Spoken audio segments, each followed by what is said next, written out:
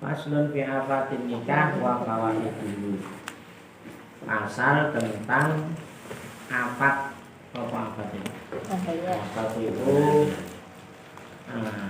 kalau dibahasakan afatin nikah ini ya pengaruh lah, pengaruh nikah. Kalau pengaruh negatif, ada pengaruh positif. Kalau fawaidu berarti pengaruh positif ya, dalam pernikahan itu. Al maqsudu minhu al istimta' bil mar'atil jamilah. Yang terpenting, yang dimaksud dari nikah itu bersenang-senang dengan perempuan yang cantik. Masalah anu cantik ini berarti kalau ya, istri dengan semuanya pasti cantik. Ya, karena apa? Soalnya Jadi seneng-seneng tujuannya nikah itu memang itu istimta bil mar'ah al jamilah wa ghadul basar, menahan pandangan, penglihatan, gak jelalatan. Kalau sudah punya pandangan sendiri otomatis gak gampang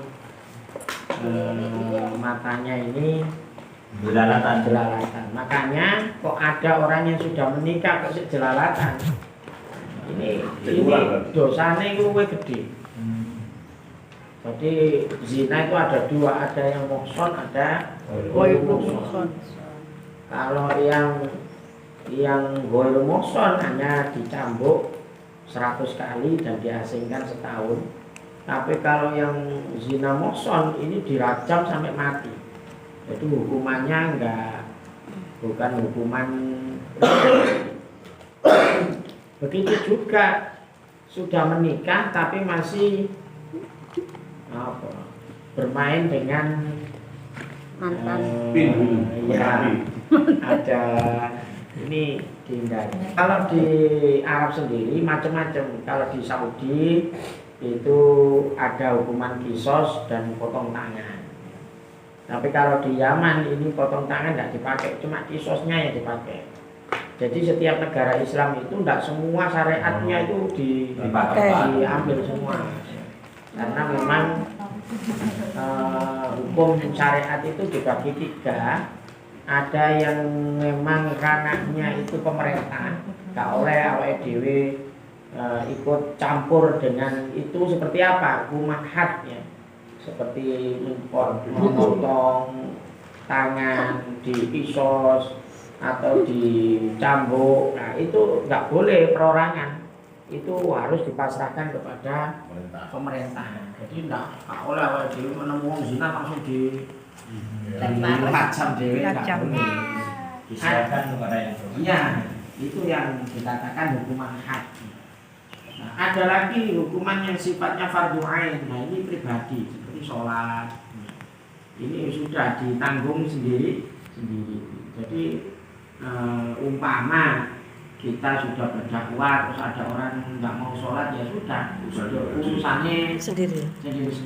Dia nggak mau zakat, tapi kita sudah mengingatkan zakat mal itu wajib, zakat fitrah itu wajib, tapi mereka tidak menghiraukan, maka di situ dosanya ditanggung sendiri. Dan yang di Indonesia ini ada yang setengah pemerintah, setengah syariat. Apa itu nikah? Jadi nikah ini perpaduan hukum negara dengan hukum syariat. Makanya harus umarok dengan ulama ini harus bareng. Nikah siri tidak diakui oleh pemerintah, berarti tidak sah nikahnya. Karena apa? Karena pemerintah tidak mengakui ada nikah yang tidak tercatat. Walaupun diviralkan di Dukcapil itu mengakui. Jadi tertulis. Diakui. Maksudnya diakui ini dicatat. Tapi tulisannya gini, menikah tidak tercatat. Jadi ini bukan sekedar itu pendataan bahwa ini keluarga, tapi keluarga ini tidak tercatat. Tapi ada di Dukcapil itu ada. Karena memang mensiasati saking banyaknya catin yang tidak tercatat. Bahasanya lah wong biyen kan nikah itu gampang ae. Wis penting wali, ono saksi wis tadi. Tapi sekarang karena banyak yang disalahgunakan, akhirnya pemerintah mulai serius bahwa akan tidak mendapatkan akte kelahiran kalau tidak mempunyai buku nikah. Nah, jadi sekali lagi saya ulangi, hukum tadi ada 3, ono sing ranahnya pemerintah, ada yang ranah pribadi, ada yang ranah pemerintah dan ranah pribadi. Artinya ranah syariat seperti nikah itu tidak bisa kalau kita hanya itu syariatnya wis bener, iya syariatnya bener, tapi karena kita ada di Indonesia ya harus mengikuti aturan yang ada di Indonesia. Jadi harus tertulis ya. Jadi semua penyuluh harapannya punya kepedulian di masyarakat. Jangan sampai gampang-gampang menikahkan nikah-nikah seperti itu. Nah itu harapannya tetap diarahkan untuk mau datang ke KUA. Bagaimanapun kondisinya, karena saya koordinasi dengan Abah Sakroni ternyata iso pokoknya dengan jalan apa akan dibantu. Mungkin nggak punya duit ya iso digratis ya. Mungkin kalau di KUA di sini di Pralon kan ada BNN itu loh, Abah Roni juga bisa ngasih keringanan atau ngasih gratis kalau memang nggak mampu. Jadi intinya ini yang penting diarahkan untuk mau mengurusi buku nikahnya itu. Nah ini tugas kita semuanya ya. Karena kadang memang penyuluh ini masih berat dengan syariat. Artinya pokoknya syariat sah ngomong akhir. Ya kan kita kan sering mikir gitu, pokoknya syariat sah, enggak memikirkan dampaknya. Jadi wa ghadul basar amala yuhillun nadhar, menahan pandangan dari pandangan yang tidak dihalalkan. Nah, untuk bojone oleh ganjaran. Antara tujuan menikah selain dari menahan pandangan, waladun soleh, memperoleh anak yang soleh, ya doaullah yang bisa mendoakan orang tuanya. Jadi anak itu aset. Ya, jadi kalau anak ini anak yang soleh, ini bisa menjadi aset orang tuanya. Syaratnya biasanya disebut orang soleh itu yang mau mendoakan orang tuanya, baik orang tuanya masih hidup atau orang tua yang sudah meninggal.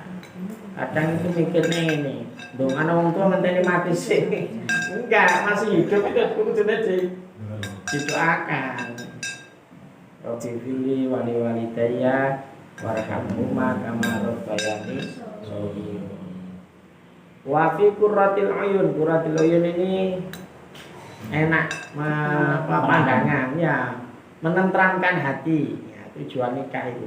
Kok ono wong rapi tambah ruwet. Nah, itu perlu dia cocok ambek faedah nikah ini.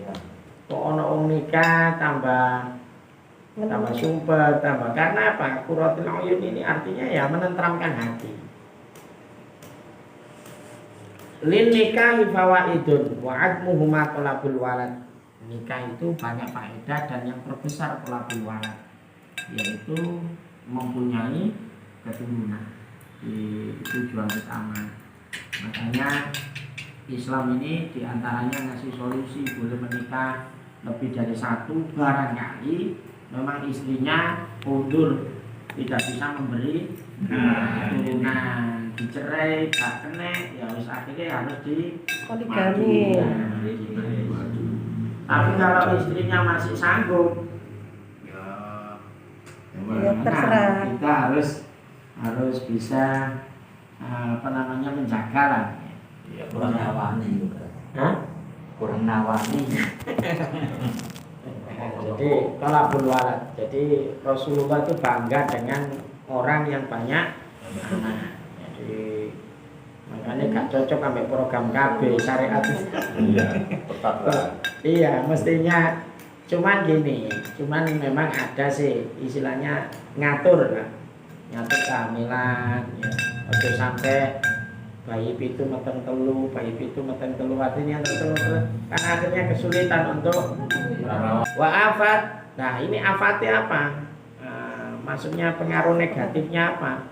Wa alduma la haja fi iktisabil haram. Nah ini yang paling berat cobaannya menikah ini adalah mencari pekerjaan yang halal, terjerumus kepada pekerjaan yang halal. Ini banyak. Jadi kasus-kasus orang yang dulunya belum menikah ini kerjane sih nyantai, durung ono tuntutannya.